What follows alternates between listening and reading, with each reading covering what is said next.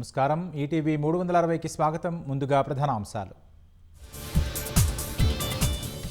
ప్రజా తీర్పును విపక్షాలు అవమానిస్తున్నాయన్న సీఎం. నేనే రాజు నేనే మంత్రి వ్యాఖ్యల్ని వక్రీకరించాయని వెల్లడి. అన్ని తండాల్లో బీటీ రోడ్లు, స్కూళ్ల నిర్మాణం చేపట్టాలన్న సీఎం. మరో 20 ఏళ్లు పేదలకు సేవ చేస్తానన్న రేవంత్ రెడ్డి. రేపే పురపాలికల్లో మేయర్, చైర్పర్సన్ల ఎన్నిక ప్రక్రియ. హంగు మున్సిపాలిటీల్లో ఉత్కంఠ రేపుతున్న రాజకీయం. కరీంనగర్ కార్పొరేషన్లో మారుతున్న సమీకరణాలు. కాంగ్రెస్ గూటికి చేరిన 5 కార్పొరేటర్లు.